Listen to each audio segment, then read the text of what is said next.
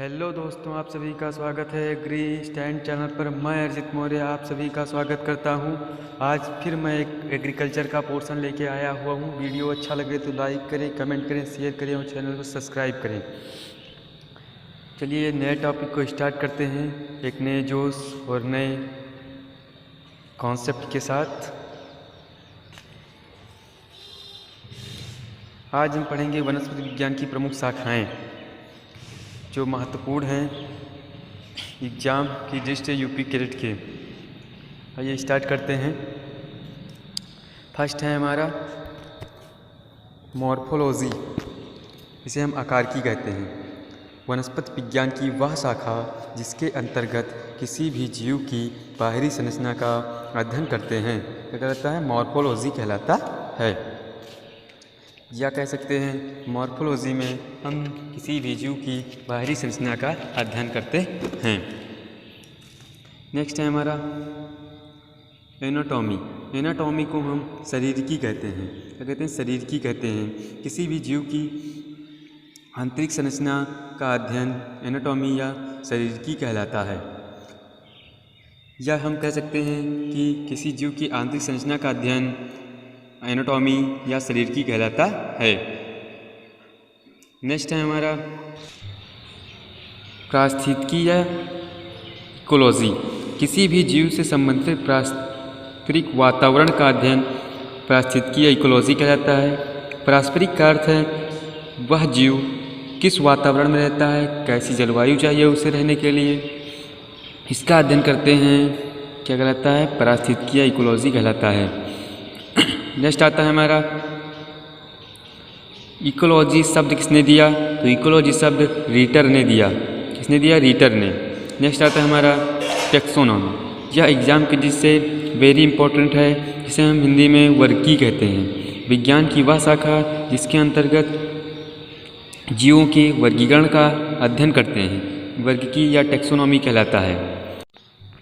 Karl and स्टीजन ने जीव जगत का 6 जगतीय वर्गीकरण किया और R.H. फैकेटियस ने जीव जगत का 5 जगतीय वर्गीकरण किया था। नेक्स्ट है टेक्सोनॉमी शब्द दिया, तो टेक्सोनॉमी शब्द डी कैंडोल ने दिया था। किसने दिया? डी कैंडोल ने। टेक्सोनॉमी के जनक कौन हैं? टेक्सोनॉमी के जनक कैरोलस लिनियस हैं। जैसा कि पहले हम बता चुके हैं, कैरोलस लिनियस ने 6 जगतीय वर्गीकरण दिया था। नेक्स्ट है हमारा साइटोलॉजी। साइटोलॉजी में हम अध्ययन करते हैं कोशिका का।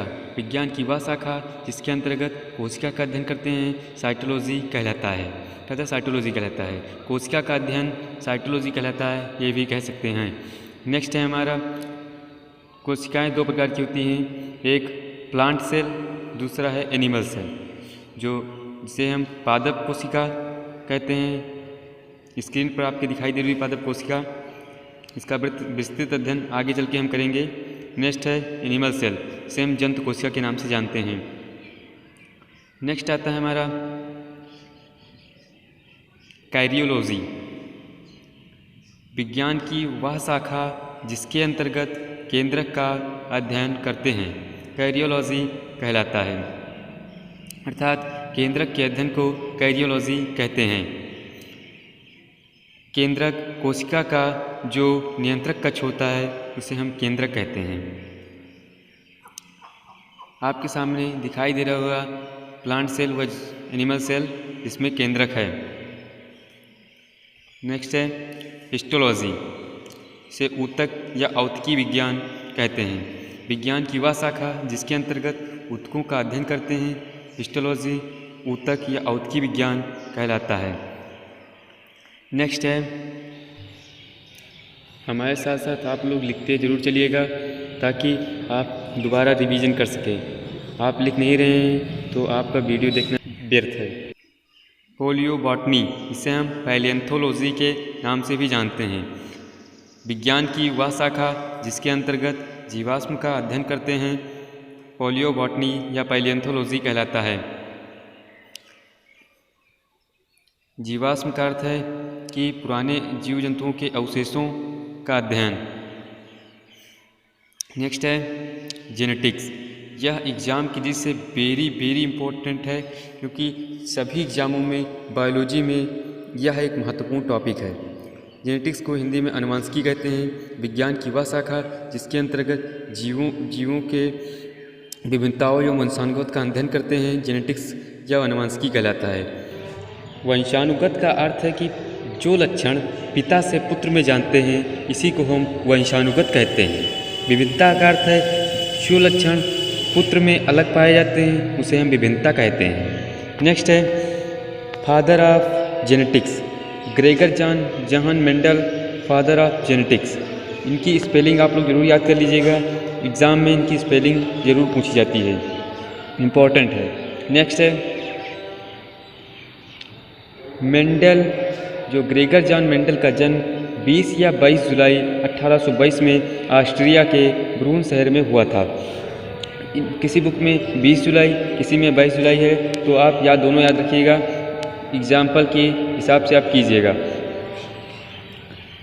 जो एग्जाम्पल होंगे उसी की दृष्टि से आप टिक कीजिएगा। नेक्स्ट है इनके रिसर्च पेपर का नाम था, क्या नाम था। यह वेरी इंपॉर्टेंट है, क्योंकि इसका जो क्वेश्चन है ये हर बार आता है।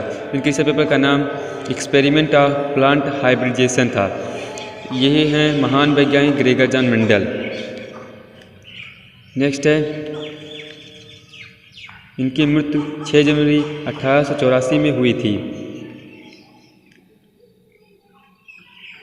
जेनेटिक्स शब्द किसने दिया था, तो वेरी इंपॉर्टेंट ये भी है, क्योंकि जेनेटिक्स शब्द विलियम बेटसन ने दिया था।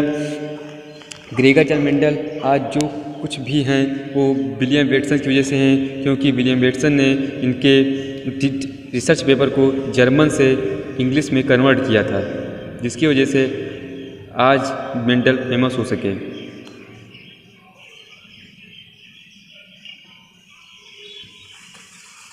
नेक्स्ट है एम्ब्रियोलॉजी, भ्रूण विज्ञान। विज्ञान की वह शाखा जिसके अंतर्गत युग्मक बनने, युग्मक की संरचना तथा युग्मक का भ्रूण का अध्ययन करते हैं, क्या कहलाता है, एम्ब्रियोलॉजी कहलाता है। भ्रूण आप तो समझ ही रहे होंगे। नेक्स्ट है, नहीं समझ रहे हैं तो एक बीजपत्री में जो मांसल भाग होता है उसे भ्रूण कहते हैं। नेक्स्ट है डेंड्रोक्रोनोलॉजी, विज्ञान की वह शाखा जिसके अंतर्गत वृक्ष की आयु का अध्ययन करते हैं, डेंड्रोक्रोनोलॉजी कहलाता है। इसका एक छोटा सा फार्मूला होता है जिससे हम वृक्षों की आयु का अध्ययन या अवकलन करते हैं। वह फार्मूला है, यह सूत्र है, वृक्ष की आयु का अध्ययन करने के लिए वलय की संख्या +1 होता है। नेक्स्ट है फार्माकोलॉजी, औषध विज्ञान। विज्ञान की वह शाखा जिसके अंतर्गत औषधि बनाने वाले पादपों का अध्ययन करते हैं, फार्माकोलॉजी कहलाता है, या औषध बनाने वाले पादपों का अध्ययन फार्माकोलॉजी कहलाता है। नेक्स्ट है हमारा बैक्टीरियोलॉजी। बैक्टीरिया का अर्थ समझ ही रहेंगे आप लोग, जीवाणु। बैक्टीरियोलॉजी का अर्थ है विज्ञान की वह शाखा जिसके अंतर्गत बैक्टीरिया या जीवाणु का अध्ययन करते हैं, बैक्टीरियोलॉजी कहलाता है। बैक्टीरिया तो आप लोग जानते ही होंगे, इमेज आपके सामने है, देख लीजिए।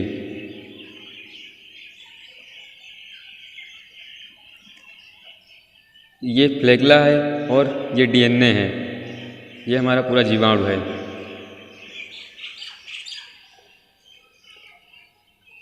नेक्स्ट है वायरोलॉजी। वायरो का अर्थ है विषाणु या वायरस जिसे कहते हैं। विज्ञान की वह शाखा जिसके अंतर्गत विषाणुओं या वायरस का अध्ययन करते हैं, वायरोलॉजी कहलाता है। वायरस देख सकते हैं आप लोग, स्क्रीन पर है आपके, जिस तरह कोरोना का चित्र है उसी तरह होता है, मतलब कोरोना भी वायरस है, इसलिए आप समझ सकते हैं। फाइकोलॉजी, विज्ञान की वह शाखा जिसके अंतर्गत सहवाल का अध्ययन करते हैं, फाइकोलॉजी कहलाता है, या सहवाल का अध्ययन फाइकोलॉजी कहलाता है। वीडियो अच्छा लग रहा हो तो लाइक करें, शेयर करें और कमेंट कर दीजिए। अब नेक्स्ट क्वेश्चन है,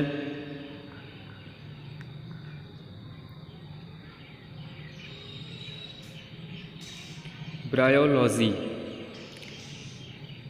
ब्रायोलॉजी शब्द से ही स्पष्ट हो रहा है कि वनस्पति विज्ञान की वह शाखा जिसके अंतर्गत ब्रायोफाइटा का अध्ययन करते हैं ब्रायोलॉजी कहलाता है, या ब्रायोफाइटा का अध्ययन कहलाता है, ब्रायोलॉजी कहलाता है।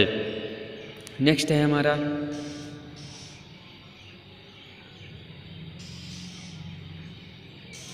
लाइकेनोलॉजी।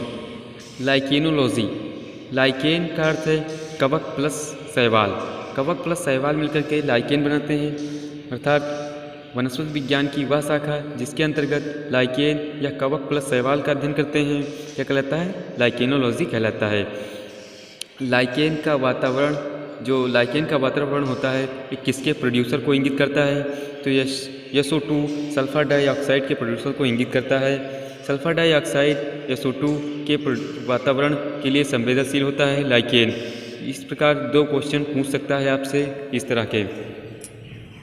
नेक्स्ट है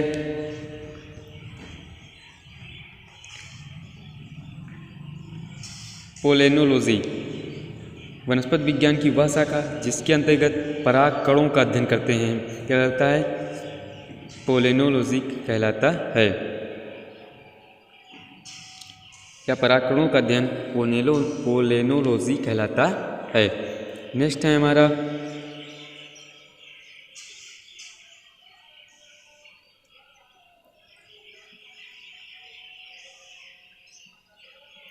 स्पर्मोलॉजी। वनस्पति विज्ञान की वह शाखा जिसके अंतर्गत बीजों का अध्ययन करते हैं स्पर्मोलॉजी कहलाता है। बीज तो आप लोग समझ ही रहे होंगे, जिससे परिपक्व बीजाणु को बीज कहते हैं, जिससे नए पौधे का जन्म होता है। नेक्स्ट है डेंड्रोलॉजी। विज्ञान की वह शाखा जिसके अंतर्गत वृक्षों का अध्ययन करते हैं, वृक्षों का अध्ययन करते हैं, डेंड्रोलॉजी कहलाता है। पीछे हमने जैसा आपको बताया था डेंड्रोक्रोनोलॉजी, उसमें क्या था, वृक्षों की आयु का अध्ययन, और डेंड्रोलॉजी में वृक्षों का अध्ययन है। ठीक है, तो इसमें कन्फ्यूजन लेता है सबको, तो थोड़ा ध्यान दीजिएगा। डेंड्रोलॉजी में वृक्षों का अध्ययन, डेंड्रोक्रोनोलॉजी में वृक्षों की आयु का अध्ययन। नेक्स्ट है एग्रेस्टोलॉजी। वनस्पति विज्ञान की वह शाखा जिसके अंतर्गत घासों का अध्ययन करते हैं क्या कहलाता है, एग्रेस्टोलॉजी कहलाता है, या घासों का अध्ययन एग्रेस्टोलॉजी कहलाता है। आप लोग नोट करते चलिएगा और लाइक कर दें, शेयर कर दें। नेक्स्ट है एग्रोनॉमी। वनस्पति विज्ञान की वह शाखा जिसमें फसलों का अध्ययन करते हैं एग्रोनॉमी कहते हैं। एग्रोनॉमी के बारे में आप लोग जानते ही होंगे, आपने इंटर फर्स्ट ईयर में पढ़ा होगा एग्रोनॉमी। तो जो फसलों का अध्ययन करते हैं, धान्य फसलें से धान, गेहूँ, सभी फसलों का अध्ययन जो करते हैं क्या कहलाता है, एग्रोनॉमी। नेक्स्ट है एंथोलॉजी। एंथोलॉजी में वनस्पति विज्ञान की वह शाखा जिसमें फूलों का अध्ययन करते हैं क्या कहलाता है, एंथोलॉजी कहलाता है, या फूलों का अध्ययन एंथोलॉजी कहलाता है। नेक्स्ट है हमारा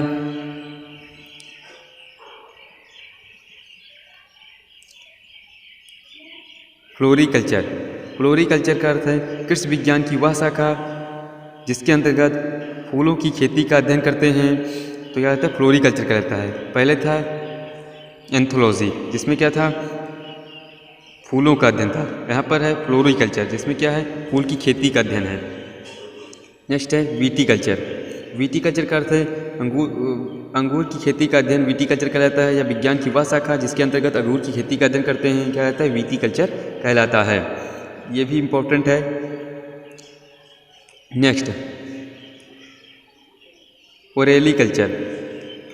ओलेरीकल्चर सब्जी का अध्ययन, सब्जी की खेती का जो अध्ययन होता है कहते हैं ओलेरीकल्चर करता है, या विज्ञान की वह शाखा जिसके अंतर्गत हम सब्जी की खेती का अध्ययन करते हैं ओलेरीकल्चर कहलाता है। नेक्स्ट है इनोलॉजी। शराब बनाने का अध्ययन जो होता है क्या कहलाता है, इनोलॉजी होता है। विज्ञान की वह शाखा जिसके अंतर्गत हम शराब बनाने का अध्ययन करते हैं इनोलॉजी कहलाता है। नेक्स्ट है हमारा पोमोलॉजी। फलों की खेती का अध्ययन पोमोलॉजी कहलाता है, क्या कहलाता है, पोमोलॉजी कहलाता है। पोमोलॉजी जो शब्द है ये लैटिन और ग्रीक भाषा से मिलकर बना हुआ है, ग्रीक भाषा से मिलकर बना है। Thanks for watching. वीडियो अच्छा लगा हो तो शेयर करें, सब्सक्राइब करें और इसी तरह वीडियो पाने के लिए हमारे चैनल को सब्सक्राइब कर लें और बेल आइकन को ज़रूर दबा दें ताकि हमारे चैनल पर आने वाली वीडियो सर्वप्रथम आप पर पहुँचे।